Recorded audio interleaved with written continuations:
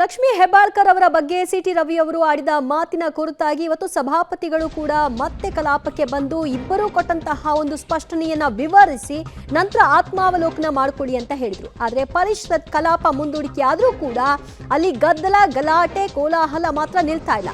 City ರವಿಗೆ ಏಕವಚನದಲ್ಲಿ Lakshmi Hebbalkar ವಾಗ್ದಾಳಿ ನಡೆಸಿದ್ದಾರೆ. ಪರಿಷತ್ ಕಲಾಪದಲ್ಲಿ ಹೆಬ್ಬಾಳ್ಕರ್ ರೋಷಾವೇಶದ ಮಾತುಗಳನ್ನಾಡಿದ್ದಾರೆ. ಪರಿಷತ್ ಮುಂದೂಡಿಕೆಯಾದರೂ ಕೂಡ ಗಲಾಟೆ ಆರ್ಭಟಕ್ಕೇನು ಕೊನೆ ಇಲ್ಲ. ಅಕ್ಷರಶಃ ರಣಾಂಗಣವಾಗಿ ಮಾರ್ಪಟ್ಟಿದೆ.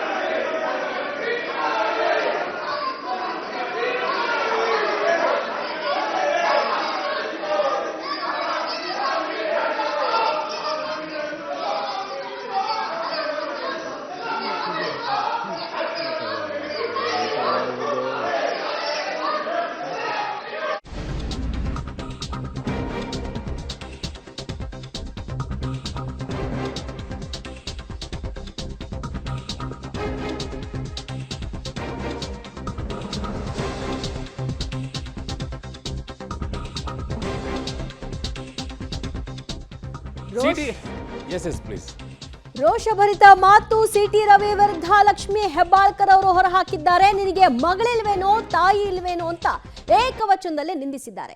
ಸದನದಲ್ಲಿ ಏಕವಚನದಲ್ಲಿ ಲಕ್ಷ್ಮೀ ಹೆಬ್ಬಾಳ್ಕರ್ ಅವರು ಆರ್ಭಟಿಸಿದಂತಹ ಪರಿ ನೀವು ನೋಡ್ತಾ ಇದ್ರಿ. ಇದು ಸಿಟಿ ರವಿ ಅವ್ರನ್ನ ಉದ್ದೇಶಿಸಿ ಲಕ್ಷ್ಮೀ ಹೆಬ್ಬಾಳ್ಕರ್ ಅವರು ಆಡಿದ ಮಾತುಗಳು.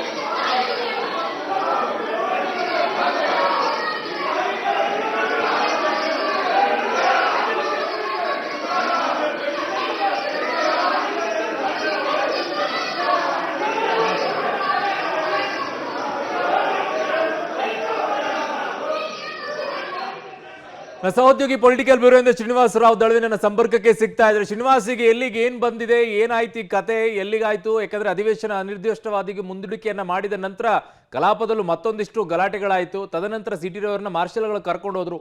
ಮುಂದೇನಾಯ್ತು? ಅರುಣ್, ಸಭಾಪತಿಗಳು ಮತ್ತೆ ಸದನವನ್ನ ಪ್ರಾರಂಭ ಮಾಡಿದಂಥ ಸಂದರ್ಭದಲ್ಲಿ ಆದಂತಹ ಎಲ್ಲಾ ಘಟನೆಗಳನ್ನ ವಿವರಿಸಿದ್ರು. ಲಕ್ಷ್ಮೀ ಹೆಬ್ಬಾಳ್ಕರ್ ಅವರು ಕೊಟ್ಟಂತ ದೂರು ಮತ್ತೆ ಸಿಟಿ ರವಿ ಅವರು ಕೊಟ್ಟಂತ ಪ್ರತಿ ದೂರು ಎಲ್ಲವನ್ನೂ ಕೂಡ ಪರಿಶೀಲನೆ ಮಾಡಿದ್ದಾಗಿ ತಿಳಿಸಿದ್ರು. ಅಂತಿಮವಾಗಿ ಯಾವುದೇ ಕ್ರಮವನ್ನ ಸಿಟಿ ರವಿ ಅವರ ವಿರುದ್ಧ ತೆಗೆದುಕೊಂಡಿಲ್ಲ. ಇಬ್ಬರ ಹೇಳಿಕೆಗಳನ್ನ ದಾಖಲಿಸಿಕೊಂಡಿದ್ದೀವಿ ಅಂತ ಹೇಳಿ ಅನಿರ್ದಿಷ್ಟಾವಧಿಗೆ ಪರಿಷತ್ ಕಲಾಪವನ್ನ ಮುಂದೂಡಿದ್ರು. ಅದಾದ ನಂತರ ಪರಿಷತ್ನ ಸಭಾಂಗಣದಲ್ಲಿ ಸಹಜವಾಗಿ ಕಾಂಗ್ರೆಸ್ ಸದಸ್ಯರ ಆಕ್ರೋಶಗಳು ದೊಡ್ಡ ಮಟ್ಟದಲ್ಲಿತ್ತು. ಲಕ್ಷ್ಮೀ ಹೆಬ್ಬಾಳ್ಕರ್ ಅವರು ಸಿಟಿ ರವಿ ಅವರನ್ನ ದೊಡ್ಡ ಮಟ್ಟದಲ್ಲಿ ನಿಂದಿಸಿದ್ರು. ಏಕವಚನದ ಪ್ರಯೋಗವನ್ನು ಕೂಡ ಮಾಡಿದ್ರು. ಲಕ್ಷ್ಮೀ ಹೆಬ್ಬಾಳ್ಕರ್ ಮಾತ್ರವಲ್ಲ, ಡಿಸಿಎಂ ಡಿ ಕೆ ಶಿವಕುಮಾರ್ ಮತ್ತೆ ಸಚಿವರು ಕೂಡ, ಕಾಂಗ್ರೆಸ್ ಸದಸ್ಯರು ಕೂಡ ಸಿಟಿ ರವಿ ಮತ್ತೆ ಬಿಜೆಪಿ ಸದಸ್ಯರನ್ನ ನಿಂದಿಸುವಂತ ಕೆಲಸವನ್ನ ಮಾಡಿದ್ರು. ಈಗ ಸಿಟಿ ರವಿ ಅವರನ್ನ ಮಾರ್ಷಲ್ಗಳು ಭದ್ರತೆಯಲ್ಲಿ ಕರ್ಕೊಂಡು ಹೋಗಿದ್ದಾರೆ. ಇನ್ನು ಹೊರಗಡೆ ಹೋಗಿರೋ ಬಗ್ಗೆ ಮಾಹಿತಿಗಳಿಲ್ಲ. ಯಾಕಂದ್ರೆ ಆ ಸಿಟಿ ರವಿ ಅವರ ಮೇಲೆ ಲಕ್ಷ್ಮೀ ಹೆಬ್ಬಾಳ್ಕರ್ ಬೆಂಬಲಿಗರು ಹಲ್ಲೆ ಮಾಡುವಂತ ಪ್ರಯತ್ನ ಮಾಡಿದ್ರು. ಅದಾದ ನಂತರ ಅವರಿಗೆ ಭದ್ರತೆ ಕೊಡಬೇಕು ಅನ್ನುವಂತ ಒತ್ತಾಯವನ್ನ ಬಿಜೆಪಿ ಮಾಡ್ತು. ಸದನದಿಂದಲೇ, ಕಲಾಪದಿಂದಲೇ ಅವರಿಗೆ ಭದ್ರತೆಯನ್ನು ಕೊಟ್ಟು ಹೊರಗಡೆಯನ್ನು ಕರ್ಕೊಂಡು ಹೋಗಲಾಗಿದೆ. ಹಾಗಾಗಿ ಈಗ ಸಿ ಟಿ ರವಿ ಅವರನ್ನ ಭದ್ರತೆ ಹೊರಗಡೆ ಕರ್ಕೊಂಡೋಗಿ ನೆಕ್ಸ್ಟ್ ಯಾವ ನಿರ್ಧಾರ ಅನ್ನುವಂಥದ್ದು ಗೊತ್ತಿಲ್ಲ. ಯಾಕಂದ್ರೆ ಸದನದ ಒಳಗಡೆ ಇದು ನಡೆದಿರೋದ್ರಿಂದ ಇದು ಹೊರಗಡೆ ಪೊಲೀಸ್ ಠಾಣೆಯಲ್ಲಿ ಇದಕ್ಕೆ ದೂರು ಕೊಡುವಂತಹ ಸಾಧ್ಯತೆಗಳಿದ್ದಾವ, ಅದು ನೋಡ್ಬೇಕಾಗುತ್ತೆ. ಆದ್ರೆ ಸದ್ಯಕ್ಕಂತೂ ಸಭಾಪತಿಗಳು ಯಾವುದೇ ಕ್ರಮಗಳನ್ನು ತೆಗೆದುಕೊಳ್ಳದೆ ಇರೋದ್ರಿಂದ ತಮ್ಮ ಆಕ್ರೋಶವನ್ನ ತಮ್ಮ ಮಾತುಗಳ ಮೂಲಕ ಲಕ್ಷ್ಮೀ ಹೆಬ್ಬಾಳ್ಕರ್ ಅವರ ತಮ್ಮ ಸಹೋದರ ಹಾಗೆ ಡಿ.ಸಿ.ಎಂ. ಡಿ.ಕೆ. ಶಿವಕುಮಾರ್ ಮತ್ತೆ ಕಾಂಗ್ರೆಸ್ ಸದಸ್ಯರು ಹೊರಹಾಕಿರುವಂತಹ ದೃಶ್ಯಗಳು ನಮಗೆ ಕಂಡುಬಂದಿದ್ದು. ಅರುಣ್, ಓಕೆ, ಇದಾದ ನಂತರ ಒಂದು ಕಡೆಗೆ ಸಿಟಿ ಅವ್ರನ್ನ ಮಾರ್ಷಲ್ಸ್ಗಳೇನೋ ಕರ್ಕೊಂಡು ಹೋಗಿದ್ದಾರೆ. ಬಟ್ ಲಕ್ಷ್ಮೀ ಹೆಬ್ಬಾಳ್ಕರ್ ಬೆಂಬಲಿಗರನ್ನು ಕೂಡ ಪೊಲೀಸರು ಕರ್ಕೊಂಡು ಹೋಗಿದ್ದಾರೆ. ಯಾರೆಲ್ಲ ಅಲ್ಲಿ ಆ ಥರ ದಾಂಧಲೆಯನ್ನ ಮಾಡಿದ್ರು ಅವ್ರನ್ನೆಲ್ಲ. ಇನ್ನೂ ಯಾಕೆ ಆ ಆತಂಕ, ಇನ್ನೂ ಯಾಕೆ ಆ ಭಯ ಅಲ್ಲಿ ವಾತಾವರಣ ನಿರ್ಮಾಣವಾಗಿದೆ ಅಂತ? ಅರುಣ್, ಸಹಜವಾಗಿ ಯಾಕೆಂತಂದ್ರೆ ತಮ್ಮ ನಾಯಕರನ್ನ ಬೈದಂತ ಸಂದರ್ಭದಲ್ಲಿ ಮತ್ತಷ್ಟು ಪ್ರತಿಭಟನೆಗಳು, ದಾಳಿಗಳು ಆಗುವಂತ ಸಾಧ್ಯತೆಗಳು ಹೆಚ್ಚಾಗಿದ್ದಾವೆ. ಅಧಿವೇಶನ ನಡೆಯುವಂತ ಸಂದರ್ಭದಲ್ಲಿ ಸಂಪೂರ್ಣವಾದಂತಹ ಜವಾಬ್ದಾರಿ ಸಭಾಪತಿಗಳಿಗಿರುತ್ತೆ. ಅಂದ್ರೆ ಶಾಸಕರ ಒಂದು ಜವಾಬ್ದಾರಿ ಸಭಾಪತಿಗಳಿಗಿರುತ್ತೆ. ಒಂದ್ ವೇಳೆ ಏನಾದ್ರೂ ಹೆಚ್ಚು ಕಡಿಮೆ ಆದ್ರೂ ಸಭಾಪತಿಗಳ ತಲೆ ಮೇಲೆ ಬರುತ್ತೆ. ಹೀಗಾಗಿನೇ ಮಾರ್ಷಲ್ಗಳ ಭದ್ರತೆಯಲ್ಲಿ ಅವರನ್ನ ಹೊರಗೆ ಕಳಿಸುವಂತ ಪ್ರಯತ್ನವನ್ನ ಮಾಡಿದ್ರು. ಮತ್ತೆ ಹೊರಗಡೆ ಪ್ರತಿಭಟನೆಗಳಾಗ್ಬೋದು, ಮತ್ತೆ ಸಿ ಟಿ ರವಿಗೆ ಮುತ್ತಿಗೆಯನ್ನ ಲಕ್ಷ್ಮೀ ಹೆಬ್ಬಾಳ್ಕರ್ ಬೆಂಬಲಿಗರು ಹಾಕ್ಬೋದು. ಎಲ್ಲ ಮುಂಜಾಗ್ರತಾ ಕ್ರಮಗಳು. ಓಕೆ, ಮತ್ತೆ ಸಂಪರ್ಕಿಸ್ತೀನಿ ಶ್ರೀನಿವಾಸ್, ಹಾಗೆ ಸಂಪರ್ಕದಲ್ಲಿರಿ. ನಿಮ್ಗೆ ಯಾವ ಸುಳ್ಳೆ ಮಾಡ್ಬಿಟ್ಟು ಒಳಗಡೆ ಅಂದ್ರು ಇಷ್ಟೇ, ಬೇರೆ ಅವ್ರ ಫಸ್ಟ್ ಮಾಡಿದಾರ್ರಿ. ಅಲ್ಲಿ ಮೀಡಿಯಾ ಇರಕ್ಕಿಲ್ಲ, ಬೇಕಾದ್ರೆ ಅವ್ರನ್ನ ಕರೆದು ಕೇಳ್ರಿ. ಫಸ್ಟ್ ಅವ್ರು ನಮ್ಮ ಮ್ಯಾಗ ಬಂದ್ರು, ಆಮ್ಯಾಗ ನಾವು ಅವ್ರಿಗೆ ತಲಾಟ ಆಗೈತಿ, ಬೇರೆ ಏನಾಗೈತಿ. 10-12 ವರ್ಷ ಅದು ನಾವೆಲ್ಲರೂ ಇದ್ದದವ್ರು, ಎಲ್ಲರೂ ಮನೆ ಮಕ್ಳ ಗತಿನ ಅದಾವು. ನಮ್ಮ ಕ್ಷೇತ್ರ ಜನನು ಮನೆ ಮಕ್ಳ ಗತಿ ಐತಿ. ಒಬ್ಬ ಹೆಣ್ಮಗಳಿಗೆ ಇವರು ಇದನ್ನ ಮಾಡ್ತಿದ್ದು, ಮೇಡಮ್ಗೆ ಆಗೈತೆ ಅಂದ್ರೂ ಇದನ್ನು ಮಾಡ್ತಿತ್ತು. ಬೇರೆ ಏನು ಇದ್ರಾಗ ಏನು ನಮ್ಗೆ ಅವ್ರಿಗೆ ಪರ್ಸ್ನಲ್ ಅಂತ ಏನೂ ಇಲ್ಲಲ್ಲ. MLC ರವಿ ಅವರಿಗೆ ನಮಗೆ ಏನು ಪರ್ಸ್ನಲ್ ಐತ್ರಿ, ಇವ್ರಿಗೂ ಪರ್ಸ್ನಲ್ ಇಲ್ಲ, ನಮ್ಮ ಹುಡುಗರು ಯಾರಿಗೂ ಇಲ್ಲ, ಎಲ್ಲರೂ ತಿಳಿದಾರದು. ಮತ್ತು ಅಲ್ಲಿ ಗೇಟ್ ಹಾಕಿದ್ರೆ ಇಲ್ರಿ, ಮಾರ್ಷಲ್ಗಳು ಕೂಡಿ ನಿಮ್ಮನ್ನ ಏನು ಮಾಡಿಲ್ಲ. ಅಟ್ಯಾಕ್ ಫಸ್ಟ್ ಓಡೋದ ಅವ ರೀ, ನಾವು ಕೇಳಕ್ಕೆ ಹೋಗಿದ್ದು ಹಲ್ಲೆ ಮಾಡ್ತಾರಂತ ಓಡೋದ ಅವ. ಯಾರು ಸಿ ಟಿ ರವಿ ಅವರು ಓಡೋದಾರ, ರೆಡ್ ಸೆಟ್ದವ್ರು ನಮ್ಮನ್ನ ಅಟ್ಯಾಕ್ ಮಾಡಿ ನಾನು ಕೇಳಿ ಕೆಡಿದಾರ. ವಿಡಿಯೋದಾಗ ಐತೆ ನೋಡ್ರಿಬೇಕಾರೆ ನಮ್ಮನ್ನ ಕೇಳಿ ಕೆಡಿ ಒದ್ದು ಹೋಗಿದಾರ ಅವ್ರು. ಆಮ್ಯಾಗ ಅಲ್ಲಿ ಹೋದ್ರು ಗೇಟ್ ಹಾಕೊಂಡ್ರು. ಈಗ ನಿಮ್ಮ ಮೇಲೆ FIR ಮಾಡ್ತಾ ಇದ್ದಾರೆ, ಗಲಾಟೆ ಮಾಡಿದ್ರು. ಕಾನೂನಾತ್ಮಕವಾಗಿ ಏನು ಮಾಡ್ರಿ ನಾವು ರೆಡಿ ಅದಾವ್ರಿ. ಅವ್ರದ್ದು ತಪ್ಪದ, ನಮ್ಮದು ತಪ್ಪದ. ಕಾನೂನಾತ್ಮಕ ಅವ್ರು ಏನು ಬೇಕಾದ್ ಮಾಡ್ರಿ ನಾವು ರೆಡಿ ಅದು. ಅವ್ನು ಅಂದಿದ್ದು ಅವರು ತಪ್ಪದ. ಸೆಷನ್ನಾಗ ಇಂಥದ್ದು ಮಾತಾಡೋದು ಮೊದಲನೇ ತಪ್ಪು.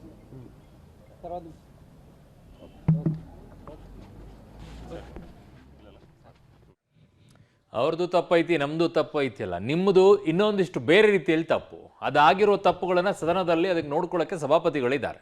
ಆಚೆ ಹೋಗ್ಬಿಟ್ಟು ದಾಂಧಲೆ ಮಾಡ್ಕೊಳ್ಳುವಂಥದ್ದಾದ್ರೆ ಅದನ್ನು ಸಮರ್ಥಿಸ್ಕೊಳ್ತೀರಾ? ಎಲ್ಲರೂ ಇದ್ದದವ್ರು, ಎಲ್ಲರೂ ಮನೆ ಮಕ್ಳ ಗತಿನ ಅದಾವು. ನಮ್ಮ ಕ್ಷೇತ್ರ ಜನನು ಮನೆ ಮಕ್ಳ ಗತಿ ಐತಿ. ಒಬ್ಬ ಹೆಣ್ಮಗಳಿಗೆ ಇವರು ಇದನ್ನ ಮಾಡ್ತಿದ್ದು, ಮೇಡಮ್ಗೆ ಆಗೈತೆ ಅಂದ್ರೂ ಇದನ್ನು ಮಾಡ್ತಿತ್ತು. ಬೇರೆ ಏನು ಇದ್ರಾಗ ಏನು ನಮ್ಗೆ ಅವ್ರಿಗೆ ಪರ್ಸ್ನಲ್ ಅಂತ ಏನೂ ಇಲ್ಲಲ್ಲ. MLC ರವಿ ಅವರಿಗೆ ನಮಗೆ ಏನು ಪರ್ಸ್ನಲ್ ಐತ್ರಿ, ಇವ್ರಿಗೂ ಪರ್ಸ್ನಲ್ ಇಲ್ಲ, ನಮ್ಮ ಹುಡುಗರು ಯಾರಿಗೂ ಇಲ್ಲ, ಎಲ್ಲರೂ ತಿಳಿದಾರದು. ಮತ್ತು ಅಲ್ಲಿ ಗೇಟ್ ಹಾಕಿದ್ರೆ ಇಲ್ರಿ, ಮಾರ್ಷಲ್ಗಳು ಕೂಡಿ ನಿಮ್ಮನ್ನ ಏನು ಮಾಡಿಲ್ಲ. ಫಸ್ಟ್ ಓಡೋದ ಅವ ರೀ, ನಾವು ಕೇಳಕ್ಕೆ ಹೋಗಿದ್ದು ಹಲ್ಲೆ ಮಾಡ್ತಾರಂತ ಓಡೋದ ಅವ. ಯಾರು ಸಿ ಟಿ ರವಿ ಅವರು ಓಡೋದಾರ. ರೆಡ್ ಸೆಟ್ದವ್ರು ನಮ್ಮನ್ನ ಅಟ್ಯಾಕ್ ಮಾಡಿ ನಾನು ಕೇಳಿ ಕೆಡಿದಾರ. ವಿಡಿಯೋದಾಗ ಐತೆ ನೋಡ್ರಿಬೇಕಾರೆ ನಮ್ಮನ್ನ ಕೇಳಿ ಕೆಡಿ ಒದ್ದು ಹೋಗಿದಾರ ಅವ್ರು. ಆಮ್ಯಾಗ ಅಲ್ಲಿ ಹೋದ್ರು ಗೇಟ್ ಹಾಕೊಂಡ್ರು. ಈಗ ನಿಮ್ಮ ಮೇಲೆ FIR ಮಾಡ್ತಾ ಇದ್ದಾರೆ, ಗಲಾಟೆ ಮಾಡಿದ್ರು. ಕಾನೂನಾತ್ಮಕವಾಗಿ ಏನು ಮಾಡ್ರಿ ನಾವು ರೆಡಿ ಅದಾವ್ರಿ. ಅವ್ರದ್ದು ತಪ್ಪದ, ನಮ್ಮದು ತಪ್ಪದ. ಕಾನೂನಾತ್ಮಕ ಅವ್ರು ಏನು ಬೇಕಾದ್ ಮಾಡ್ರಿ ನಾವು ರೆಡಿ ಅದು. ಅವ್ನು ಅಂದಿದ್ದು ಅವರು ತಪ್ಪದ. ಸೆಷನ್ನಾಗ ಇಂಥದ್ದು ಮಾತಾಡೋದು ಮೊದಲನೇ ತಪ್ಪು.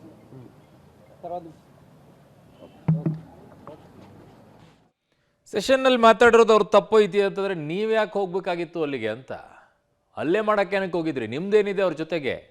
ಅಲ್ಲಾಗಿರುವಂಥದ್ದು ಅವ್ರ ಜೊತೆಗೆ ಯಾವ ಮನಸ್ಥಿತಿ ರೀ? ಹಾಗಿದ್ರೆ ನಾಳೆ ಯಾರೋ ಏನೋ ಮಾಡಿದ್ರೆ ಅಂದ ತಕ್ಷಣ ಎಲ್ಲರೂ ಹೊಡೆಯಕ್ಕೆ ಹೋಗ್ಬೇಕಾ? ಇನ್ನು ಅವ್ರು ತಳ್ಳಿದ್ರು ನೂಕಿದ್ರು. ಆ ಗೇಟನ್ನು ಒದ್ದಿರೋದು ನೀವೇ ಅಲ್ವಾ? ಅಲ್ಲಿ ನೋಡಿ, ಆ ಗೇಟನ್ನು ಒಯ್ಯೋದು ಅವರೇ. ಫಸ್ಟ್ ಹೊಡಿಯಕ್ಕೆ ಬಂದ್ರು, ಹೊಡೆಯಕ್ಕೆ ಹೋದ್ವಿ ಅಂತೇಳಿ ಬಾರೋ ಬಾರೋ ಅಂತ ಕರೆದವ್ರು ಯಾರು? ಅಲ್ಲಿಗೆ ಬಾ, ಹೊರಗೆ ಬಾ ನೋಡ್ಕೋತೀನಿ ಅಂತವ್ರು ಯಾರು?